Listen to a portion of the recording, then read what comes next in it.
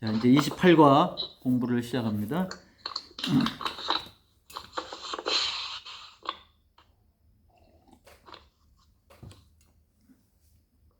어, 28과 이제 하고 오늘 배우면 2주 하면 이제 끝이 납니다. 30과까지니까. 그 1과는 이제 28과는 구원받은 자 우리죠. 하나님의 백성 구원받은 우리가 어떻게 살아야 되는가, 구원받은 자의 책임이라고 하는 부분을 우리가 배우게 됩니다. 첫 번째 그림 이제 페이지를 넘기면 너희는 내 증인이 되리라. 이거는 이제 첫 번째죠. 우리가 구원받은 자로서 첫 번째 주어진 책임은 증인이 되는 겁니다. 증거의 내용이 뭐냐면 여기 우리가 그동안 배운 부분이죠. 예수님이십니다.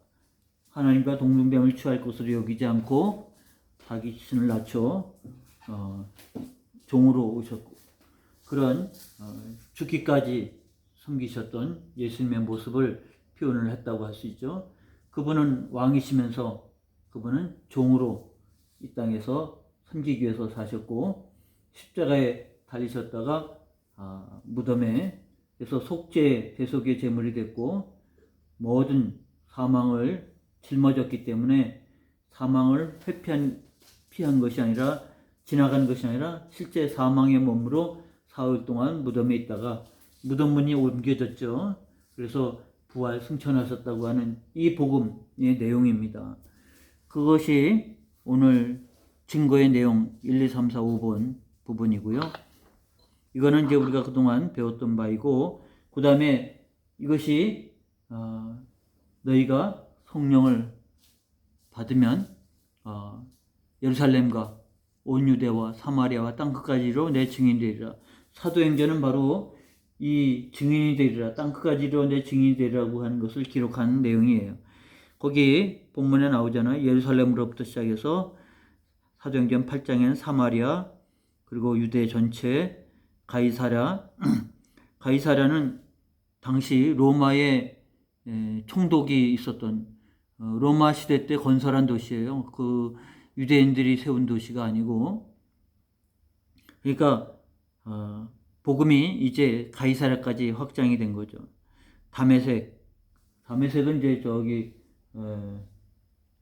시리아, 지금의 시리아 위쪽에 있는 거죠. 그 바울이 사울이었을 때 다메섹에 있는 성도를 붙잡으러 가려고 가다가 복음을 듣지 않습니까? 부활한 주님을 만나는 거. 그 다음에 안디옥, 점차 이 영역이 넓어져 가고 있죠. 그래서 베니게, 구브로, 수리아, 안디옥까지. 그리고 이 수리아 안디옥이라고 하는 것은 안디옥이 두 군데가 있어요. 우리가 말하는 안디옥, 여기가 수리아 안디옥이고, 이 내륙 지방 안에 비시디아 안디옥이라고 하는 곳이 있어요. 지금 우리가 말하는 안디옥, 그러면 이 수리아 안디옥이라고 이해를 하시면 됩니다. 그 다음에 길리기아의 로마 식민지로, 길리기아, 그 다음에 갈라디아, 이런 거는 이 소아시아 지역에 있는 큰 행정구역이에요. 그러니까 우리로 말하면 도 개념이죠. 그래서 길리기아라고 하는 것은 사도 바울이 길리기아 다소 출신이거든요. 그러니까 이 앞부분, 안디옥 위에 이 앞부분이 길리기아예요. 그리고 이제 저 위쪽이 갈라디아라고 하는 지역이고, 이래서 이 지역으로 점점 복음이 확산되어 가고 있다고 하는 것입니다. 아시아라고 하는 것은 이 지역을 아시아라고, 지금 터키 서해안 쪽을 아시아라고 했는데, 아시아라는 것은 동쪽이라는 뜻이에요. 동쪽에. 그 여기가 왜 아시아냐 하면 이 당시 중심은 헬라였거든요. 그리스였거든요. 그리스 사람들이 볼 때 바다 건너 동쪽, 여기에 식민지를 세웠어요. 그래서 에베소를 중심으로 소아시아 7교회가 바로 헬라 사람들이 세운 식민지예요. 그들이 개척한 도시들인 거죠. 그러니까 본토로 봐서는 그쪽이 아시아죠. 동쪽에 있으니까. 그러다가 이제 지금은 터키가 이슬람 국가가 됐잖아요. 이때 소아시아 7교회뿐만 아니라 많은 교회들이 있었는데 다 어디 가고 이슬람이 됐냐면 후대에 트루만 터키라고 하는 사람들이 이 땅을 점령하면서 이제는 이슬람의 나라가 된 거죠. 이 시대에 이 소아시아 일곱 교회에 살고 있던 사람들은요, 헬라 사람들, 그리스 사람들이에요. 그들이 들어가서 개척해서 자기 도시를 만든 거예요. 식민지 도시를 만든 거예요. 그렇기 때문에 그 사람들의 입장에서 보면 이쪽이 아시아죠. 근데 지금의 아시아하고 구별하기 위해서 우리는 여기를 소아시아라고, 작은 아시아라고 그렇게 부르는 겁니다. 이게 성경에서 말하는 지명이지 실제 지명은 아닌 거예요. 지금 우리나라가 속해 있는 이곳이 아시아라고 하는 것 똑같은 개념이에요. 아시아 동쪽에 있다고 하는 개념이고요. 결국 저 땅 끝까지 로마까지 이제 이르게 된 거죠. 이것이 사도행전의 역사입니다. 그래서 이와 같이 복음이 땅 끝까지 이르는 데 있어서 증인이 된다고 하는 것은 하나님께서 맡겨주신 책임이었고 이 일들을 충실히 그리고 지금까지 이루어지고 있는 거죠. 그래서 이 땅끝이 당시에 성경에서는 로마로 되어 있지만 그것이 이제 로마를 거쳐서, 그러니까 이것이 굉장히 좀 의미가 있어요. 바울이 소아시아에서 복음을 전하려고 했는데 사도행전 16장에 보니까 성령이 막았잖아요. 그리고 건너편에 있는 마게도냐, 데살로니가, 빌립보, 베레아 이쪽이 마게도냐라고 하는 곳이거든요. 지금도 이제 마게도냐라고 하는 나라가 독립해 있는데 큰 지역이 마게도냐고 그 안에 이제 도시들이 빌립보, 데살로니카예요. 마게도냐 사람들이 건너와서 우리를 도우라고 하는 환상을 보잖아요. 원래 바울은 바다를 건너서 갈 생각이 전혀 없었어요. 꿈에도 생각하지 않았고 이 지역을 다 복음화시키는 것이 바울의 꿈이었고 비전이었습니다만 건너와서 우리를 도우라고 하는 말씀에 의해서 복음이 바다를 건너 서쪽으로 갑니다. 서진을 하는 거예요. 근데 이거는 이제 바울의 선교 사역을 주시했기 때문에 사도행전은, 근데 다른 사도들도 뿔뿔이 흩어져서 복음을 전했거든요. 그 중에 하나 도마가 12사도 중에서 도마는 동쪽으로 동진을 했어요. 동진을 해가지고 인도까지 와서 복음을 전했어요. 그래서 인도에 성 토마스 성당이 있어요. 실제 토마스라는 말이 도마를 영어로 토마스가 되는 거거든요. 인도에 토마스 성당이 있어요. 거기가 이제 바울이 복음을 전했다고 하는 곳, 전통적인 곳 위에다가 토마스 성당을 세운 것이죠. 그리고 이 복음이 동진한 흔적들이 있어요. 그래서 서안에 가면 그 비림이라고 하는 유적지가 있는데 그 유적지는 뭐냐면 흩어져 있는 비석들을, 그러니까 중국 전역에 흩어져 있던 비석들을 다 모아놓은 거예요. 근데 그게 왜 가치가 있냐면 거기에 내용이 써 있잖아요. 이제 그거는 이제 보통 비석은 야외에다 설치되어 있는데 이제 다 보존 차원에서 수거해가지고 제곳이 아니라 이곳에 소안이라고 하는, 옛날 장안이라고 하는 곳에, 지금은 소안이죠. 거기다가 해서 이제 실내로 모아놨어요. 근데 거기에 특이한 비석 하나가 있어요. 이제 그것이 복음이 어떻게 동진을 했는지. 그래서 그 종파 중에 하나가 네스토리우스라고 하는 이 신앙의 종파 하나가 이 동진을 한 거예요.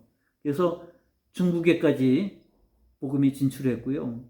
이 진출한 복음이 결국 실크로드를 따라서 서안까지 왔는데 서안에서 멈추지 않고 이것이 계속 동진해 갖고 그 당시 당나라와 교역을 했던 나라가 어디냐면 신라예요. 신라 경주에서 발굴된 그 유물 중에는 우리나라의 유물이 아닌 것들이 많이 들어와 있어요. 흔적들이. 이거는 뭐 고고학적 사료로 발견된 거. 예를 들면 이제 유리구슬 같은 거 있잖아요. 유리구슬인데 안에 이제 그 색이 들어가 있는 거예요. 그건 우리나라에서 발견된 적이 없는데 경주에서 발견됐어요. 이게 원지가 어디냐면 페르시아예요. 그러니까 이 실크로드를 따라서 당나라까지 장안까지 왔다가 그게 이제 배를 타고 신라까지 온 거죠. 왜냐하면 신라가 당나라하고 물물 교역이 굉장히 활발하게 이루어졌거든요. 그리고 그 당시 왕릉에 보면 왕릉을 지키는 이제 돌로 만든 것들이 있잖아요. 왕릉을 지키려고 뭐 사자도 그리고 사람도 이제 무신들이 쭉 도열해 있잖아요. 그 보면 얼굴을 보면 한국 사람의 얼굴이 아닌 거예요. 서역 사람들 말하자면 아랍계통의 사람들의 얼굴이에요. 그 당시 아랍 사람들이 여기까지 상인들이 들어왔다는 얘기예요. 그러니까 이와 같은 것들로 인해서 복음이 동진했다고 하는 흔적이 있고요. 그 옛날 탑들 보면 탑들이 이제 무너지거나 복원할 때 보면 그 안에 십자가 모양의 돌판들이 발견이 돼요. 우리나라에서는 그런 전통 문양도 없고 그런 일도 없는데 거기 왜 십자가가 들어가 있는지 뭐 풀리지 않은 수수께끼인데 영향이 있을 거라고 보는 거죠. 그래서 복음이 바울에 의해서 지금 성경은 서진을 주한 기록을 했고 있지만 이것이 동쪽으로도 연결되어져 갔다고 하는 사실을 우리에게 보여주는 흔적이 있어요. 근데 말한 것처럼 동진이 그야말로 용두사미가 된 거예요. 그럴 수밖에 없는 것이 인도도 그렇고 중국도 그렇고 그 당시 문화가 정말 꽃피고 있었고 이 복음이 들어와서 제 역할을 못하고 그냥 소멸된 거죠. 그러니까 바울이 서진했다고 하는 것은 굉장한 의미가 있는 거예요. 하나님이 이 아시아에 머물지 않고 마게도니아로 건너가라. 그것은 바울이 인정한 것처럼 하나님이 저들을 위해서 부르셨다고 믿고 바다를 건너가지 않습니까? 전혀 계획이 없던 일을 하는 거예요. 그래서 로마로 갔다가 그 다음에 중세 시대로 인해서 유럽으로 들어가죠. 그리고 당시에 유럽의 중심 역할을 했던 네덜란드, 영국으로 들어가면서 이제 이것이 서진을 계속해서 아메리카에서 복음이 서진해서 아시아로 한국까지 오잖아요. 그러니까 한국까지 온 복음의 진행이 서진이에요. 서쪽 방향으로 돌아왔다는 얘기죠. 우리까지 왔고 그래서 이게 결국은 어디까지 가냐면 백투더 예루살렘까지 다시 서진이 그래 땅끝이 로마도 아니고 대한민국도 아니고 땅끝은 바로 예루살렘이 되는 거죠. 예루살렘에서 시작해서 한 바퀴 돌아서 예루살렘으로 간다. 그래서 백투더 예루살렘 운동을 꽤 오래전부터 전개를 하고 있어요. 복음이 서진해야 된다. 근데 지금 이제 그 복음의 서진이 진행 중에 있고 그러기 위해서는 지금 이슬람이라고 하는 강력한 세력이 지금 자리를 차지하고 있지 않습니까? 그런 부분에서 우리가 이 증인이 되리라고 하는 사명이 오늘 우리에게 있어서는 어떻게 보면 마지막 세대의 마지막 주자 릴레이에 보면 1번 주자가 있고 2번, 3번 주자가 있잖아요. 1번 주자는 스타트를 잘하는 거고 2번 주자는 잘 받아서 그 다음 세대로 연결하는 거죠. 3번 주자도 받아서 그 다음 마지막 주자에게 연결하는 거죠. 마지막 주자가 이제 끝까지 골인을 해야 등수가 결정이 되는 겁니다. 그래서 이 마지막 주자가 끝까지 달려나가는 것. 그래서 선교학자들은 바로 한국이 선교의 마지막 주자다. 골인을 해야 된다는 거죠. 우리가 그런 사명을 가지고. 근데 지금까지 되어진 일들을 보면 하나님이 한국교회를 그렇게 쓰시고 있다는 것을 잘 압니다. 그리고 그것을 계기로 해서 중국 교회를 깨우고 또 중국 교회를 통해서 또 복음의 서진이 계속 이루어질 수 있도록 그런 면에서 우리는 하나의 증인이라고 하는 이 사실을 잘 배우는 그런 기회로 그래서 이 사명을 감당하는 기회로 삼아야 합니다. 이게 지금 우리의 책임에 대해서 배우고 있는 거예요. 증인의 책임과 두 번째는 289쪽이죠. 제사장 나라라고 하는 개념입니다.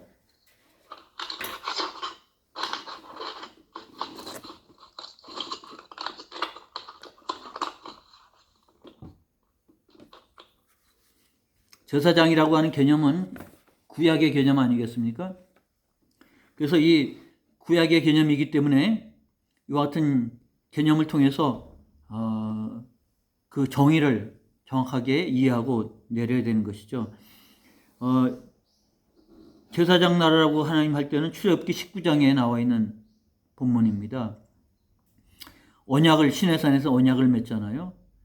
그래서 지금 여기 그림이 시내산 언약의 내용을 다시 언급을 하고 있는데, 하나님이 언약을 맺으면서 그들에게 뭐라고 말합니까? 세계가 다 내게 속하였나니 너희가 내 말을 잘 듣고 내 언약을 지키면 너희는 열국 중에서 내 소유가 되겠고 너희가 내게 대하여 제사장 나라가 되며 거룩한 백성이 되리라.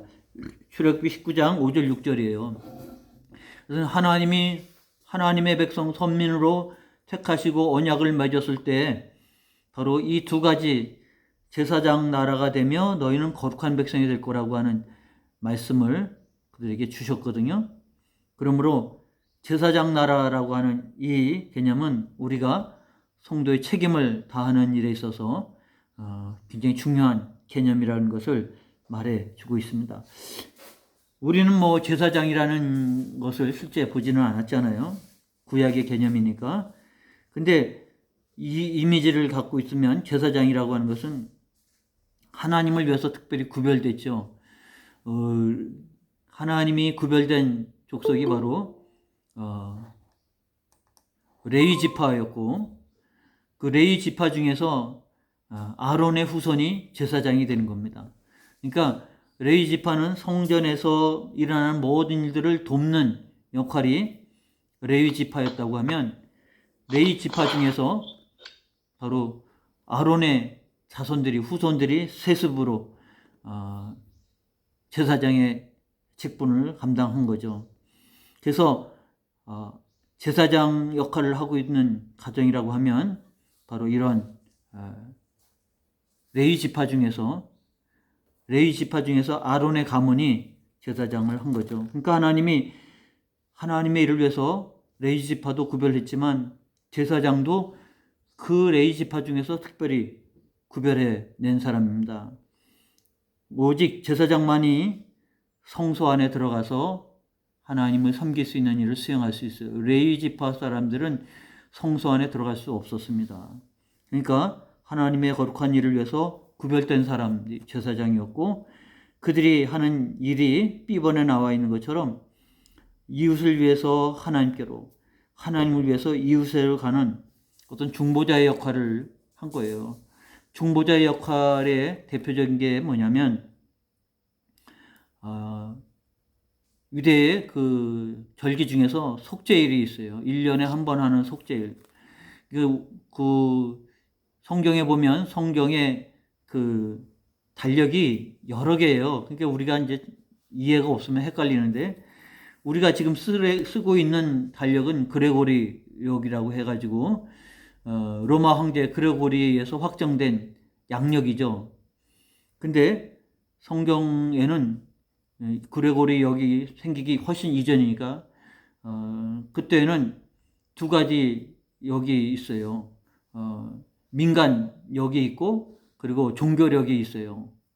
그래서 이 종교력에 따라서 첫째 날이 바로 속죄일이에요. 그래서 하나님 앞에 나팔을 불고 속죄하는 그런 속죄일을 지키게 되는데, 그때 제사장이 이제 역할을 하는 거예요. 희생 제사를 드리고 그 피를 가지고 지성소 안으로 들어가요. 그리고 지성소 언약궤 위에 뚜껑이 속죄소라고 그랬잖아요. 쉬운 자, 은혜를 베푸는 곳이면서 그 법궤 뚜껑이 바로 속죄소예요. 거기다가 그 피를 뿌려요. 그리고 그 피를 하나님께서 받으시고 속죄가 이루어지면 제사장이 살아서 나가는 거죠. 그런데 속죄의 피를 뿌렸는데 하나님이 그 속죄를 받지 않으면 죄가 있잖아요. 그 죄로 인해서 심판을 당하는데, 누가 심판당하면 제사장이 그 자리에서 죽는 거예요. 그래서 바깥에서 사람들이 기다렸는데 지성소 안에 들어갈 수는 없고, 시간이 지체돼서 안 나오면 사람들이 제사장이 지성소 안에 들어갈 때 허리띠를 매거든요. 그리고 이 에봇, 그러니까 제사장의 복장 위에다가 우리식으로 말하면 앞치마와 같은 앞치마와 뒤치가 있는 그런 겉옷을 덧붙여서 입는데 그게 에봇이에요. 거기에는 방울이 달려 있어요. 그러니까 움직여서 방울 소리가 나면 제사장이 살아서 움직이고 있다는 뜻이죠. 속죄를 수행하고 있다는 것인데, 시간이 지체돼서 바깥에서 이렇게 줄을 잡아당겨요. 허리에다가 줄을 묶고 들어가거든요. 근데 살아있다고 하는 증거, 딸랑딸랑 소리를 내지 않으면 죽은 거죠. 그럼 안에 들어갈 수는 없고 바깥에서 성소에서 지성소 안에 있는 제사장의 시신을 끌어내기 위해서 줄을 잡아당기는 거죠. 그만큼 속죄소로 들어간다는 것은 제사장으로서는 목숨을 걸고 하나님 앞에 나가는 거예요. 굉장히 두렵고 떨림으로 나가는 거죠. 하나님이 속죄를 받으시면 제사장은 이제 걸어 나오는 거고 모든 백성들의 죄를 1년의 모든 죄를 속죄하는 바로 그런 속죄를 하게 되는 겁니다. 그러니까 그런 모습 속에서 우리는 제사장이라고 하는 역할이 바로 이런 중보자의 역할을 하고 있다는 것을 알게 되는 것이죠. 그런 면에서 보면 우리가 거룩한 백성이 되고 제사장 나라가 된다고 하는 것은 우리가 제사장이라고 하는 말씀은 우리로 하여금 바로 이 구약의 제사장과 같은 역할을 감당해야 된다고 하는 것을 말해주고 있습니다. 여기 이제 그림을 보면 이게 이제 언약, 우리가 하나님과 언약을 맺었을 때 계약의 내용 아닙니까? 1번. 이제 여러분이 크로스웨이를 배우셨다고 하면 구약에서 가장 중요시하는 것은 시내산 언약의 이 그림이에요. 보통 6개의 계약서 내용이 6가지 되는데 전문. 첫 번째는 계약을 맺는 내가 누구냐. 두 번째는 내가 너에게 어떤 은혜를 베풀어 주었느냐. 이게 1번, 2번이고 3번은 그래서 너는 나와 이와 같은 언약을 맺어서 이런 규정들을 실행을 해야 된다고 하는 규정이죠. 그런 내용이 바로 세 번째, 이게 이제 돌판의 모습으로 우리가 십계명이라고 하는 것을 보통 규정이라고 하는데 신해산 언약은 이 규정, 십계명이 다가 아닌 거예요. 1번, 2번서부터 6번까지가 쭉 있는 거예요. 그래서 이것을 너는 보존하고 그리고 계속해서 반복해서 읽고 그 이 일에 있어서 증인이 될 것이고 그리고 이 일에 순종하면 복을 받고 이 일에 불순종하면 저주를 받으리라. 1, 2, 3, 4, 5, 6이 이제 그렇게 문항으로 쭉 들어가 있는 게 당대 계약법이었고 당대 계약법에 따라 시내산 언약이 되어졌다고 하면 바로 이 세 번째 시내산 언약의 핵심이라고 하는 십계명은 오늘 우리가 어떻게 해석을 해야 되냐? 제사장의 역할로 우리가 이해를 해야 되는 것이에요. 하나님께서 우리에게 행하시길 원하시는 바를 우리는 이렇게 행해야 된다라는 것을 말해주고 있습니다. 도대체 그러면 하나님께서 우리에게 하신 것이 무엇이냐? B번으로 들어갑니다. 여기 보면 이 그림을 자세히 보면 이게 무슨 그림인가? 이 노란색으로 표현된 것은 다 강단이에요. 강단. 강단이라고 하는 것은 우리가 아까 말한 1번에 말한 증인으로서 산다고 하면 우리가 하나님의 증인으로서 살아야 할 그리고 증거해야 할 바로 그런 단 위에 자세히 보시면 빨간색 화살표 안에 까만 사람의 모습이 있어요. 이렇게 찬양하고 감사하는. 그러니까 우리가 살아계신 하나님 앞에 부름받고 살아야 할 삶이라고 하는 것은 하나님의 은혜를 알아서 하나님 앞에 감사하고 예배하는 것. 이게 하나님이 우리를 부르신 첫 번째 목적이죠. 그리고 두 번째는 화살표가 나를 중심으로 해서 세 방향이 되어 있죠. 하나님을 향해서 한 방향이 있고 이웃을 위해서 두 방향이 있는 거죠. 그래서 제사장이 중보자라고 하면 우리가 하나님 앞에 나갈 뿐만 아니라 하나님의 뜻을 백성에게, 백성의 마음을 하나님께로 하는 것. 이게 바로 이 화살표의 의미인 거예요. 그러니까 우리가 제사장이 된다고 하는 것은 하나님을 예배하고 감사할 뿐만 아니라 하나님 앞에 사랑하고 예배하고 그리고 이웃을 사랑하고 섬기는 일들이 하나님 안에서 이루어져야 되는 것. 그게 바로 규정의 내용이고 그게 바로 제사장으로서 우리가 해야 할 일이라고 하는 것을 말해줍니다. 그래서 우리에게 맡겨진 제사장직의 목적 B번입니다. 거기 1번이 베드로전서 2장 9절에서 베드로는 우리에게 그렇게 말합니다. 너희는 택하신 족속이요.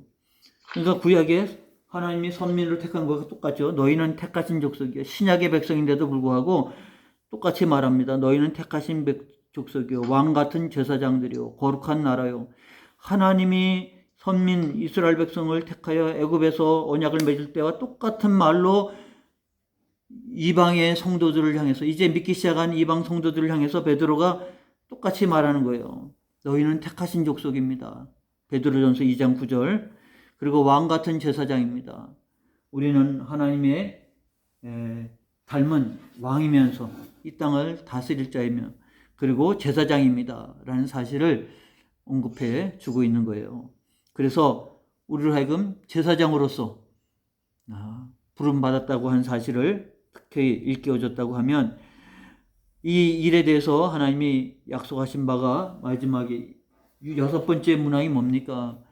이 말씀에 순종하면 복을 받고 이 말씀에 불순종하면 언약의 내용이 심판을 받는 거예요. 그래서 하나님 앞에 순종할 때 하나님 어떤 복을 주셨는지 신명기 4장 1절로 8절이에요. 특히 6절로 8절에 나와 있는 말씀을 보면 너희는 지켜 행하라. 6번째 문항이 그거잖아요. 지켜 행하라. 이것이 여러 민족 앞에서 너희의 지혜요 너희의 지식이라. 그들이 이 모든 규례를 듣고 이르기를 이 큰 나라 사람은 과연 지혜와 지식이 있는 백성이로다 하리라. 우리 하나님 여호와께서 우리가 그에게 기도할 때마다 우리에게 가까이 하심과 같이 그 신이 가까이 함을 얻은 큰 나라가 어디 있느냐. 오늘 내가 너희에게 선포하는 이 율법과 같이 그 규례와 법도가 공의로운 큰 나라가 어디 있느냐. 하나님이 우리를 불러서 이 언약의 말씀을 주셨고 이것을 따라서 할 때 하나님이 우리에게 이와 같은 은혜를 주셨고 이것을 우리가 행해야 될, 그래서 우리는 이 말씀대로 살아야 할 특별한 사명을 맡은 자라고 하는 사실을 우리에게 말씀하고 있습니다. 뿐만 아니라 예수님도 우리에게 베드로전서 2장 21절 우리가 이전에 배운 겁니다. 이를 위하여 너희가 부르심을 받았으니 그리스도도 너희를 위하여 고난을 받으사 너희에게 본을 끼쳐 그 자취를 따라오게 하려 하셨느니라. 아이들이 글자 배울 때 깍두기 공책에 점선으로 표시된 것 이렇게 따라가다 보면 글이죠. 글씨를 쓰는 게 아니라 글이지만 그리는 과정에서 배우잖아요. 예수님이 우리에게 본이 되었다고 했을 때 제사장으로서의 본을 보여주셨습니다. 예수님이야말로 기름 부음자 아닙니까? 기름 부음을 받은 자가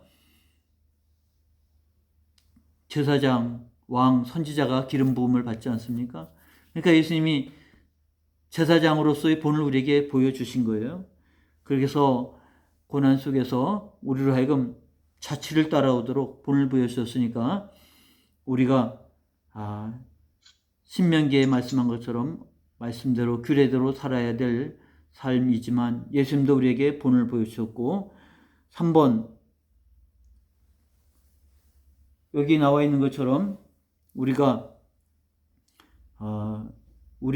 날마다 생업에서 실제적인 종의 역할을 감당을 해야 되는데 이것들은 제사장으로서의 예수님을 닮아가는 모습이라고 할 수 있겠습니다.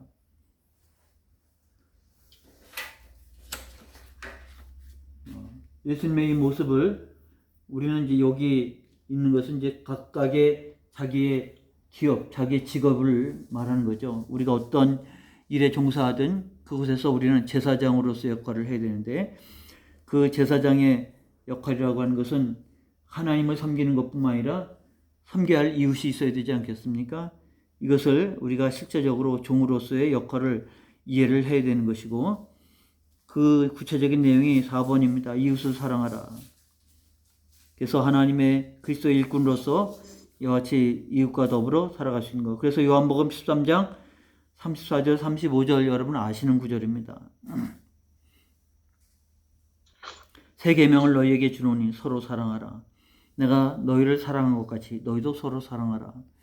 그러니까 제사장으로서 우리는 사랑해야 되는 거죠. 이게 하나님이 제사장에게, 그리고 예수님이 이 땅에서 친히 본을 보여주신 모습입니다.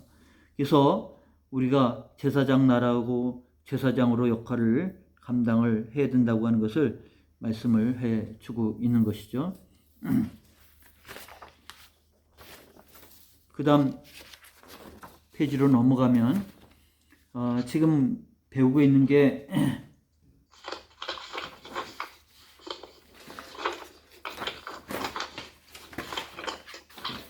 믿는 자로서의 우리 책임을 지금 말하고 있는 겁니다.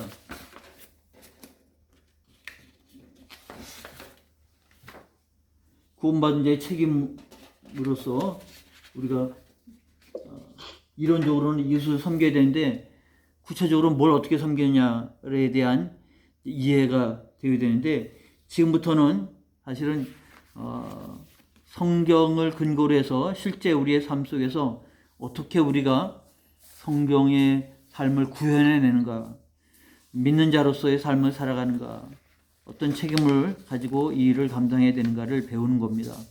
그래서 굉장히 실제적이에요.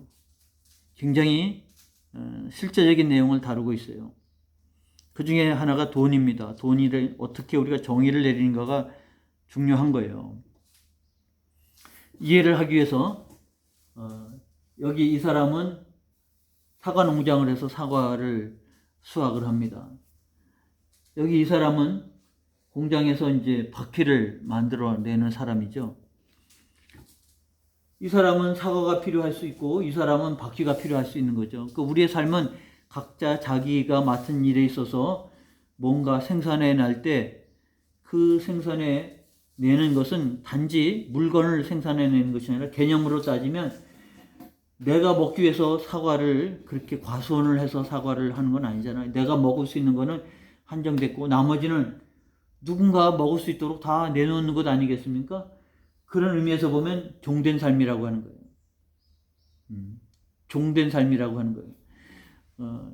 내가 나만 먹고 살기 위해서, 내가 농사지어서 나만 먹고 살기 위해서 하는 거는 종된 삶이 아닌 거죠. 근데 우리가 내 필요를 채울 뿐만 아니라 누군가 뭐 쌀을, 또 고추를, 뭐 고춧가루를 해서 생산해 낼 때 그것은 단지 내가 하나의 무엇을 물건을 생산해 내는 것으로 멈추지 않고, 내가 그것은 이웃을 섬기는 종의 모습으로 내가 내 직분을 감당하는 거예요. 농부로서는 내가 그 직분을 감당을 하는 거죠. 또 공장을 하는 사람은 공장에서 바퀴를 뭐 자기가 쓰려고 그 수백 개를 만들어내는 건 아니잖아요. 그러니까 그걸 통해서 바퀴가 필요한 사람에게 싸게 공급해 주도록 그 섬기는 거예요. 종의 모습으로 섬기는 거예요. 그런데 이 사람이 바퀴가 필요로 한데, 이 사람은 그러면 사과를 사야 되지 않을까? 근데 사과가 자기한테는 그렇게 많이 필요가 없으면 어떡합니까? 돈을 지불하잖아요. 그래서 돈을 지불해서 바퀴를 사잖아요. 그러면 여기서 돈의 개념이 뭐냐라는 거예요. 이와 같이 이웃을 섬기는 것이 쌓여져서 돈으로 환산이 된 거죠. 그래서 내가 돈을 주고 이것을 샀다고 하는 것은 단지 내게 갖고 있는 돈의 개념이 아니라 이웃을 섬기는 것과 똑같은 거죠. 여기서 이 사람은 바퀴를 만들어서 준 거기 때문에 여전히 섬기는 거였고, 이 사람은 사과를 줘야 되는데 이 사람이 그렇게 많은 사과가 필요하지 않잖아요. 바퀴값이 워낙 비싸니까 사과를 몇 박스를 갖고 올 필요가 없잖아요. 그러면 거기에 대한 대가를 지불할 때, 돈으로 지불하면 이 돈의 개념은 바로 이웃을 사랑하는 것에 축적된, 그리고 이웃에게 환산해서 나눠줄 수 있을 바로 그러한 개념으로 바뀌게 되는 겁니다. 그러므로 돈이라고 하는 것은 무엇을 의미하느냐라는 것을 정확하게 정의를 내리는 게 오늘 이 지금 B번의 사용 부분에서, 정의와 사용 부분에서 우리가 배워야 할 내용인 것입니다. 그래서 거기 정의 부분에서 3번이죠. 이 돈이라고 하는 것을 정의를 뭐라고 표현하냐면 쌓아둘 수 있고 교환할 수 있는 형식. 그래서 우리가 사랑을 그리고 섬기는 것을 교환할 수 있도록 만들어 놓은 게 바로 돈이라고 하는 개념입니다. 그러니까 돈이라고 하는 개념이 어떠냐면 내가 이웃을 섬겨야 된다고 말씀했는데 이웃을 섬길 수 있는 것으로 언제든지 물건이 아니라 내 노력이 들어가 있고 그것이 언제나 이와 같이 줄 수 있고 환산할 수 있는 것으로 바뀌어져 있는 게 돈이라고 하는 것이죠. 그래서 단지 돈이 물질적 가치로 머물지 아니하고 이것이 내가 이웃을 섬길 수 있는 힘이 담겨져 있는 것, 녹아져 있는 것, 이게 바로 돈이라고 하는 개념이라고 하면 돈이라고 하는 것이 우리가 이해를 새롭게 하는 계기가 되지 않겠습니까? 바로 그런 개념을 바로 갖는 것이 필요합니다. 오늘은 공부에 집중을 못하고 다들 분주해서 자리를 지키지 못하고 계셔요. 지금 이게 오늘 공부에서 가장 중요한 핵심인데 지금 제대로 앉아서 공부하시는 분이 지금 이 권사님밖에 안 계시네요. 복습을 통해서 보충을 해야 될 부분이 있을 거라고 생각이 됩니다. 그래서 이것을 사용하는 것이 굉장히 중요하죠. 이 정의가 정확하게 내려진다고 하면 이것을 어떻게 사용해야 되는지가 명확하게 나오는 거죠. 이것에 대한 사용은 이 앞에서 나온 것처럼 이렇게 우리가 종된 제사장으로서 사역을 해야 되는데 그렇게 하기 위해서는 내가 일일이 쫓아다닐 수가 없잖아요. 다 많은 사람들을. 거기에는 바로 우리의 이웃을 섬기는 것이 돈으로 환산되어 있고 축적되어 있다고 하는 것을 전제로 해서 우리가 이것을 사용하는 것은 바로 이와 같은 제사장으로서의 사역을 감당해 가야 된다고 하는 것을 말해줍니다. 거기 사용, B번 사용 1번 돈 자체는 생명이 없는 물건이라고 그랬잖아요. 좋은 것도 아니고 나쁜 것도 아니고. 그런데 이것을 속성을 잘 알아서 바르게 사용해야 된다고 하는 것입니다. 이것이 바로 신앙의 영역 안에 있기 때문에 그렇습니다. 그 다음에 바울이 그래서 예수님도 두 주인을 섬길 수 없다고 말씀하고 있는데 요새 저희가 어제까지 새벽 예배 때 디모데전서를 공부를 했어요. 거기에 마지막에 나온 디모데전서 6장 6절부터 나오는 말씀이 사실은 오늘 공부의 핵심입니다. 우리는 사탄도 그렇게 부추기고 세속적인 것도 그렇고 우리의 욕망도 그렇고 다 그렇습니다. 재물을 추구하는, 돈을 추구하는 것이 우리의 경향이거든요.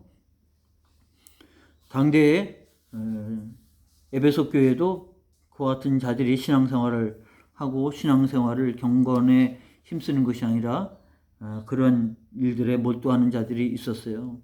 그래서 바울이 디모데에게 권면하면서 에베소 교회 성도들을 또 권면하는 내용이 그런 내용입니다. 디모데전서 6장 6절부터 10절이에요. 그러나 지적하는 마음이 있으면 경건이 큰 이익이 되느니라. 우리가 세상에 아무것도 가지고 온 것이 없음에 또한 아무것도 가지고 가지 못하리니 우리가 먹을 것과 입을 것이 있은즉 족한 줄로 알 것이니라. 부하려 하는 자들은 시험과 올무와 여러 가지 어리석고 해로운 정욕에 떨어지나니 곧 사람으로 침륜과 멸망에 빠지게 하는 것이라. 돈을 사랑함이 일만 악의 뿌리가 되나니 이것을 사모하는 자들이 미혹을 받아 믿음에서 떠나 많은 근심에서 자기를 찔렀도다. 이 지금 성경이 인용이 된 성경이 개역 성경입니다. 여러분 우리가 읽고 있는 개역 개정을 보시면 조금 단어가 다른 부분이 있는데 뜻은 똑같습니다. 여기에서 이 물질이라고 하는 것이 우리가 말하는 아까 말한 사탄의 영역, 세속, 그리고 우리 욕망의 영역이 가장 크게 작용하고 있는 게 바로 돈의 영역이에요. 거기서 우리는 하나님의 뜻이 이 땅에 이루어지도록, 하나님 나라가 하늘에서와 같이 이 땅에 이루어지도록, 그리고 제사장으로서 우리가 해야 할 영역이 바로 여기 영역이기 때문에 바울은 이것에 대해서 마음을 돈에게, 물질에게 빼앗기지 말고 그것을 추구하는 자가 되지 말고 자족하는 마음. 그래서 개역 성경에는 지족하는 마음이라고 그러는데 우리 개정 개혁에서는 자족하는 마음이라, 이해가 더 빠르죠. 스스로 하나님 주신 것, 공급하신 것, 하나님이 우리에게 일용할 양식을 주신 분이라고 그랬잖아요. 공급하신 것이 하나님께로부터 온 것이라고 믿고 그것에 대해서 감사하는 거죠. 메추라기를 주시면 감사하고, 만나를 주신 것에 감사하고, 반석을 깨뜨려 물을 주신 것에 감사하고, 없는 것으로 불평하지 말고 있는 것으로 감사할 때. 그런데 자족하는 마음이라고 하는 것은 하나님이 주신 것으로 인해서 만족하고 감사하는 겁니다. 그런데 자족하는 마음이 없이 되어질 때는 하나님을 떠나는 거죠. 우상을 쫓아가는 것이고, 그래서 미혹에 빠지는 거예요. 그래서 돈을 사용하는 데 있어서 신앙이 거기에 있어요. 그래서 우리가 헌금을 드리는 이유는 돈을 사용하는 데 있어서 신앙이 담겨 있는 거예요.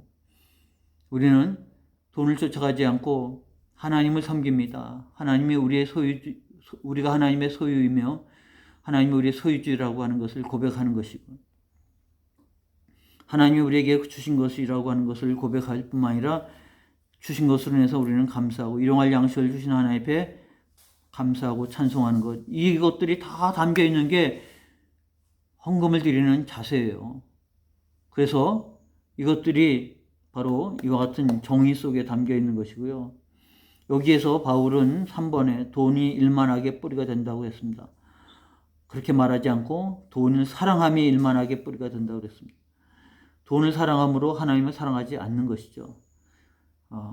야고보 사도가 이 세상을 사랑하지 말라고 했을 때 이 세상은 세속적인 것, 돈을 사랑하는 세상, 세속적인 것인데 우리는 뜻이 하늘에서 이룬 것처럼 이 땅에 이루어진 것, 그것은 돈을 사랑하지 않고 하나님을 사랑한다고 하는 고백이에요. 그래서 우리의 사랑해야 할 것은 여기 제사장 것처럼 하나님을 사랑하고 이웃을 사랑하는 것, 이게 제사장이라고 하면 우리가 세속에 빠지지 않고 우리의 재정을, 돈을 마치 하나님을 위해서, 이웃을 위해서 쓸 수 있도록. 왜냐하면 바로 우리에게 주어진 것, 하나님 우리에게 공급해 주신 것은 바로 우리가 필요한 것을 쓸 뿐만 아니라 이웃을 섬기는 데 있어서 소용되어진 것이기 때문에 그렇습니다. 그래서 이 정의가 분명하게 내려지면 우리가 또 하나님 앞에 섬기는 것도 이와 같이 정확하게 사용될 수 있도록 되어졌다고 하는 사실을 말해줍니다. 마지막 부분이죠. 퍼센트 계산입니다.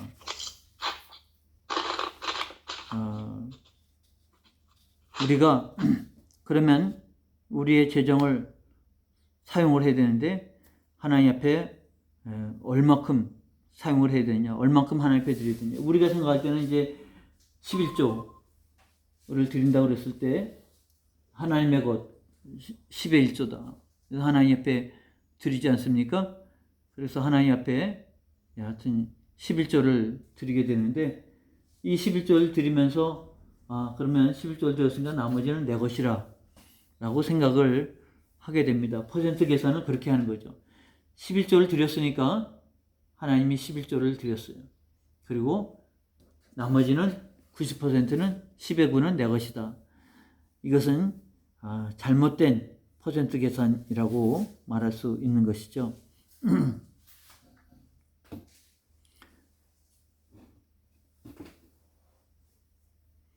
올바른 질문은 바로 여기에 나와 있는 것처럼 모든 것은 다 하나님의 것입니다. 그런데 그 하나님의 것 중에서 내가 사용할 수 있도록 하나님 나에게 주신 것이기 때문에 내가 그것을 사용을 해야 되는 거죠. 그것을 이용을 할 수 있어야 됩니다. 거기에는 이런 고백이 담겨 있죠. 출애굽기 19장에 나와 있습니다.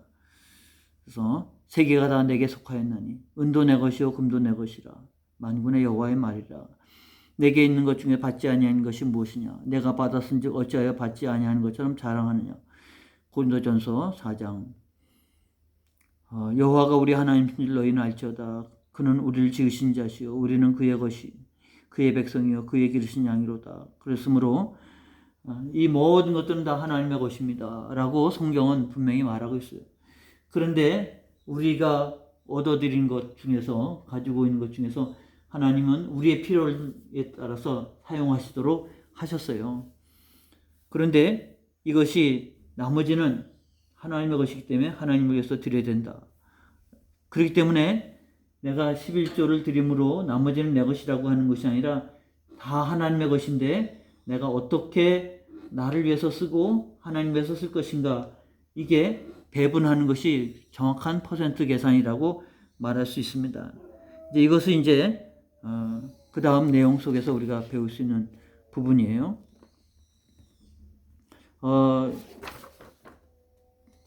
실제적인 사례 294쪽으로 넘어가면 사도 바울에게 이 앞부분 끝부분에서 나오는 것인데 중복돼서 제가 바로 넘어갔습니다. 실제적인 사례를 우리는 사도 바울에게서 보는 거예요. 고린도전서 16장 2절에 바울이 고린도 교회에 향해서 이렇게 권면합니다. 매주일 첫날에, 일주일 중에서 하루 중에서 첫날이 주일이죠. 매주일 첫날에 너희 각 사람이 일을 얻은 대로, 이익을 수입이 되어진 대로 저축하여 두어서 내가 갈 때에 연보를 하지 않게 하라. 그래서 이 연보는 이제 예루살렘 교회를 위한 구제를 말하는 거예요.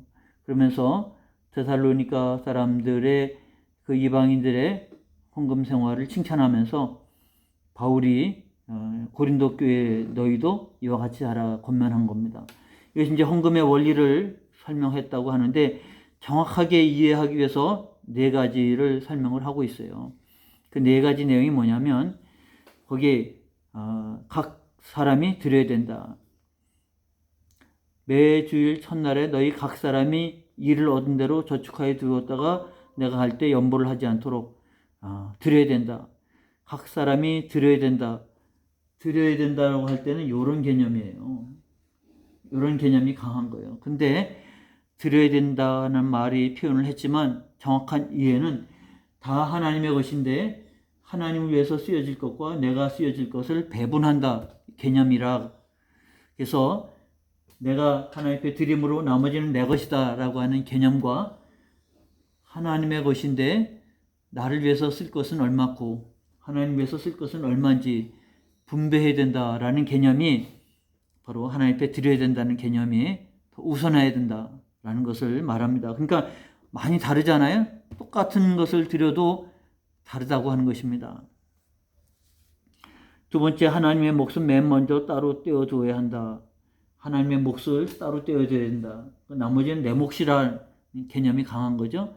그러나 그게 잘못된 개념을 줄 수가 있기 때문에 하나님의 몫을 떼어놓는다고 하는 개념이 아니라 첫 번째와 똑같아요. 다 하나님의 것인데 하나님 앞에 드릴 것을 분배를 그렇게 정한다. 그런 개념이죠. 각 사람은 정기적으로 드려야 된다.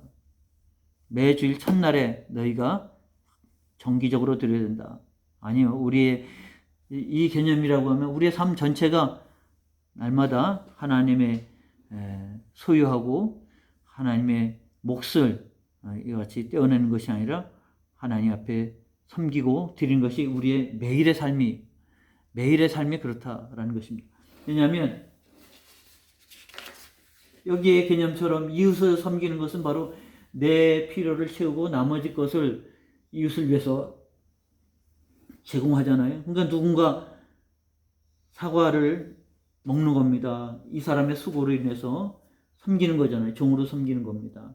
그렇기 때문에 그것이 결국은 교환이 가능한 돈으로 바뀌었다 할지라도 그 돈도 주일날 하나님 앞에 하나님의 것으로 드림으로써 책임을 다하는 것이 아니라 주 중에라도 우리가 이웃을 위해서 쓴다고 하면 그것이 하나님 앞에 드린 것과 똑같은 개념이에요. 그래서 예수님이 24장, 마태복음 24장에 말씀한 것처럼 작은 자에게 한 것이 나에게 한 것이라고 할 수 있는 것이 바로 이와 같은 개념으로 우리의 것으로 이웃을 섬기는 것, 그것이 하나님의 것으로 하나님을 섬기는 개념이 되어진 것이기 때문에 말씀을 더해 주고 있는 것입니다.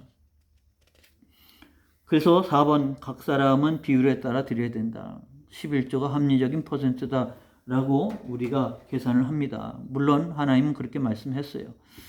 예를 들어서 A라는 사람이 연봉이 75,000달러고 10%를 교회에 바칩니다. 그러면 67,500달러를 가지고 있고 B라는 사람은 연봉이 20,000달러고 10%를 교회에 바치면 18,000달러를 가지고 있게 됩니다. 그러면 11조를 드렸으니까 나머지 내 것이 되잖아요. 그 개념에 따라서. 그러면 물어보는 겁니다. 이 사람은 75,000달러의 연봉인데 10%를 7,500달러를 11조로 드리고 나머지 67,500달러가 정확하게 개인적으로 사용할 수 있도록 분배한 것이냐? 라는 질문을 지금 하는 겁니다. 이게 올바른 하나님 앞에 드린 것이냐라는 것이죠. 물론 헌금은 11조를 한다고 해도 나머지 것 중에서 자기가 사용하고 난 나머지는 이웃을 섬기는 데 쓰여지는 것, 그게 바로 하나님 앞에 드린 것과 똑같은 개념입니다. 더 구체적으로 말하면 요한 웨슬레의 예를 듭니다. 감리교의 창시자 요한 웨슬레는 감리교뿐만 아니라 이 신학이 우리 성결교회의 신앙의 뿌리가 되기도 합니다. 요한 웨슬레는 1700년도의 사람인데 그가 처음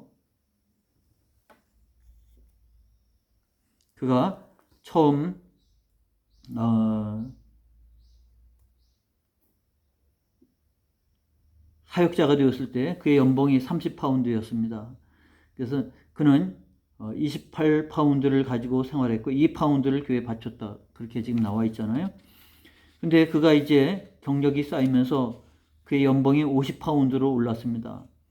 그는 여전히 28파운드를 가지고 생활했고 나머지 22파운드는 교회에 바쳤습니다. 세 번째, 그의 연봉은 100파운드로 올랐습니다. 그는 계속 28파운드, 자기가 개인적으로 사용할 것은 내내 마찬가지 똑같아진 거죠.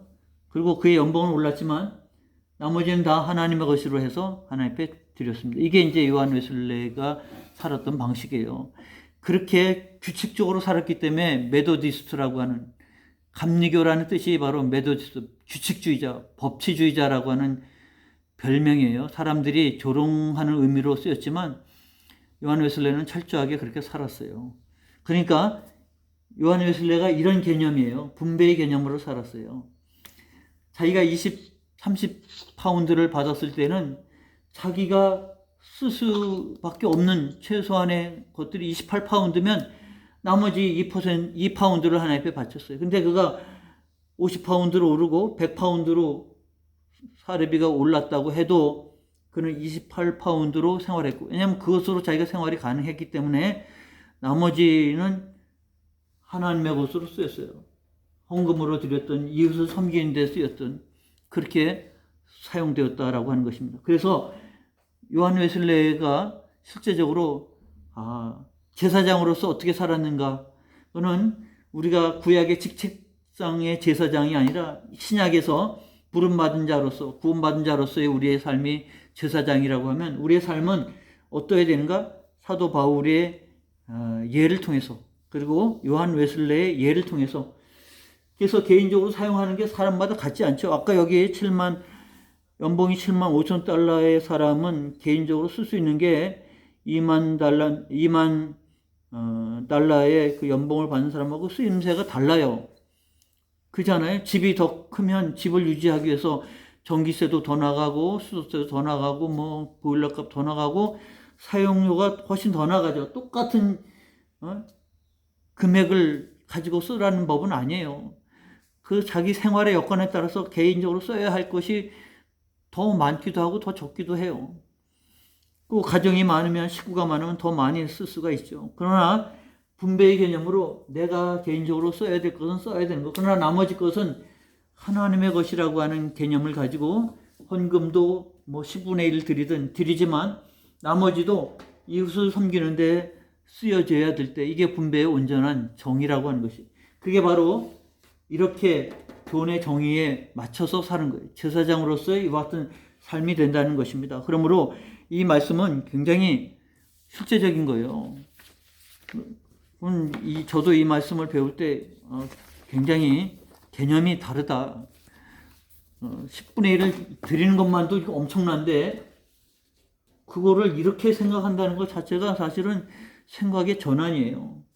근데 물론 여기서 자기가 써야 될 것이 요한 웨슬레처럼 28파운드면 10분의 1도 하나님 앞에 못 드리는 거예요. 10분의 1도 안 되는 거예요. 하나님 앞에 드리는 게. 3파운드를 원래 드려야 되는데 그렇게 못 드렸어요. 28파운드밖에 못 드렸어요. 2파운드밖에 못 드렸어요. 근데 요한 웨슬레가 워낙 검소하게 살았으니까요. 그가 사례비가 올라도 그의 삶의 영역은 늘리지 않았어요. 그대로 살았고 나머지는 하나님 앞에 드렸습니다. 그게 청지기. 가장 정확한 이해는 단어가 청지기예요. 청지기로 살았다는 거예요. 그래서 검소하게, 겸손하게 살라고 하는 의미도 되겠지만요. 그거보다는 시대에 맞게 우리가 살 수밖에 없어요. 선교사가 인도에 가서 인도 사람처럼 몇 달러로 살 수 없어요. 한국 사람들이 필리핀 가서 선교사 집에 가고 실족한 사람이 많다고 그래요. 선교사가 이렇게 많이 잘 사네.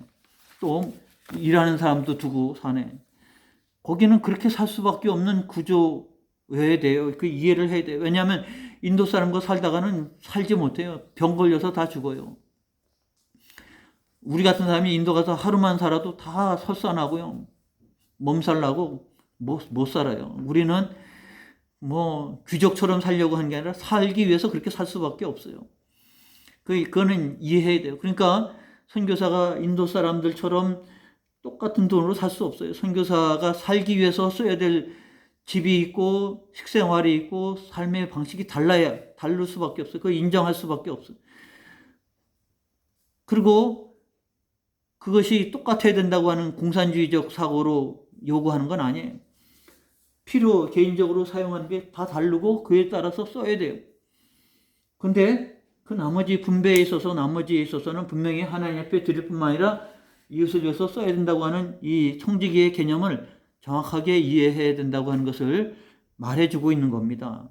그래서 우리는 제사장으로서 증인을 삶을 살아가는 것뿐만 아니라 또 하나님을 섬기고 이웃을 섬기는 데 있어서 구체적으로 어떻게 섬기냐 하면 바로 이 돈을 사용하는 개념으로서의 청지기, 맡겨주신 것을 어떻게 쓰냐의 청지기로서의 사명도 감당해 가야 하는 것입니다. 그래서 우리의 필요한 것들을 채우고 또 미래를 위해서 축적하는 것도 있어야 되지만 배분에 있어서 이와 같은 일들을 잘 감당을 해야 돼요. 그런 면에서 특히 이제 모범이 되는 사람이 있어요. 저는 사실 그렇게 잘 살지 못하는 그런 유형 중에 하나인데 많이 움켜쥐려고 하는 그런 유형 중에 하나예요. 근데 이제 신앙 안에서 많이 이제 극복을 해가는 그런 삶이 되어졌습니다. 근데 여러분 경험해서 알지만 저희 집사람은 저하고 정반대예요. 그래서 제가 이제 많이 말려야 될, 자제를 시켜야 될 그런 상황인데, 우리 교회뿐만 아니라 교회 바깥에 선교 현장에도 바로 그런 이해와 개념으로 살고 있어요. 이걸 배우기도 했지만, 이거 배우기 위한 천성이 또 그래요. 집안 내력도 또 그러기도 하고, 그래서 하나님의 나라를 위해서 이와 같이 쓰여져야 된다고 하는 이해가 많아요. 그래서 어떻게 보면 도를 지나칠 정도로 해서 제가 좀 말리는 거지만 그 개념 자체는 그래, 맞아, 그렇게 살아야 돼. 저도 그렇게 동의할 때가 많이 있어요. 어쩌면 그것이 제사장으로서 우리가 살아야 할 본분의 모습 아닙니까? 말로만 제사장이 아니고 삶으로 제사장으로 우리가 베풀 때, 섬길 때 그것은 구체적으로 이런 모습으로 나타나야 된다는 것을 말해주고 있는 겁니다. 자, 오늘 그래서 구원받은 자의 책임이 사실은 굉장히 실제적이면서 굉장히 좀 부담스럽기도 해요. 그러나 정확한 이해를 바탕으로 여러분들이 잘 소화를 해서 그래서 걸맞게 하나님 나라 영역이 점점점 넓어지도록, 그리고 주님을 위해서 일하는 것이 교회 나와서 충성하는 것뿐만 아니라 작은 자에게 한 것이 나에게 한 것이라고 하는 주의 말씀은 허풍이 아니에요. 괜히 한 말이 아니고, 우리는 주님께서 우리에게 옆에 두신, 남겨두신 이웃들을 돌보는 일이 그것이 사역이고 제사장이고, 그것이 하나님을 기쁘시게 하는 일이고 하늘의 보화를 쌓는 일이고, 우리가 믿음으로 받아들일 그런 신앙의 영역이 있다는 것을 알아야 되는 것이고요. 그렇게 살아갈 때 제사장으로, 주의 종으로 잘 감당하는 일들이 되어진다고 하는 것을 마음에 두시기 바랍니다. 이렇게 해서 이제 28과 마쳤고요. 나머지 2가 남았습니다. 마지막까지 잘 감당해 가시길 바랍니다. 한 7분 정도 오버가 됐네요. 기도하고 마치도록 하겠습니다. 하나님, 오늘도 함께 해주셔서 감사합니다. 은혜의 말씀을 우리가 배우고 신앙적으로, 그리고 성경의 원리를 따라 살아야 구체적인 삶의 원리도 배웠는데, 우리가 정의가 바르다고 하면 말씀대로 사는 것, 하나님의 뜻이 하늘에서 이룬 것처럼 땅에서 이루어지며 산다고 하는 것이 무엇인지 배우는 저희가 되게 하시고, 그래서 우리가 말로 이론으로 입술로 살아가는 신앙이 다가 아니라 거기를 넘어서 실제 본을 보여준 것처럼 그 자취를 따라가는 삶이 될 수 있는 저희가 되게 하옵소서.